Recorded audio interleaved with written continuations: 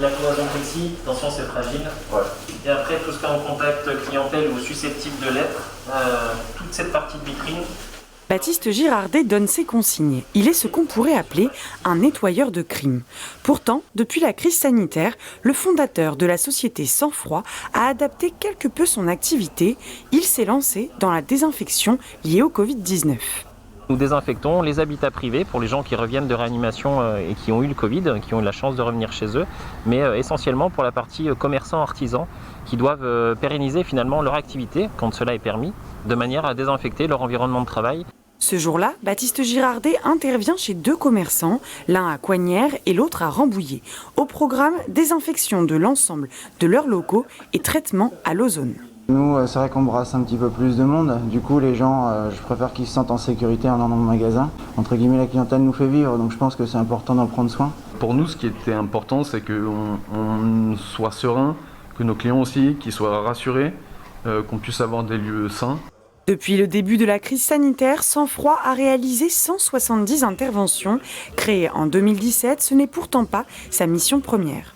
On termine par la partie sol avec frange support à plat. Devenir nettoyeur de crime n'était pas forcément non plus la vocation initiale de Baptiste Girardet. D'abord pompier de Paris pendant 11 ans, puis criminalisticien de sécurité intérieure dans la police scientifique pendant 3 années. Il a tout lâché pour créer son entreprise. Un jour j'en ai eu marre. J'en ai eu marre aussi bien de voir dans le parcours pompier que dans le parcours police scientifique des familles, des gens désœuvrés en attendant un service qui n'existait pas, qui justement un service qui puisse effacer les traces de la mort. Une fois qu'on est décédé, on rentre dans un état de putréfaction, le corps pourrit finalement, et donc laisse des traces. Les fluides humains qui sont contenus dans le corps s'échappent par gravité, donc il y en a sur le sol, sur le mobilier sur lequel repose le défunt. Cette décision, il l'a prise en toute connaissance de cause. L'idée d'être nettoyeur de crime fait suite à 2 drames familiaux qu'il a vécus en 2003 et 2004. 2003, c'était aussi la date d'entrée à laquelle j'ai été incorporé chez les pompiers de Paris.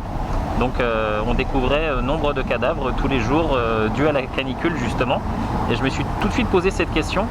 Je ne pouvais pas présager que quelques semaines plus tard, j'allais faire la douloureuse expérience des fluides de mon grand-oncle que j'ai dû moi-même nettoyer puisque le bailleur parisien m'a donné 10 jours pour vider un appartement parisien.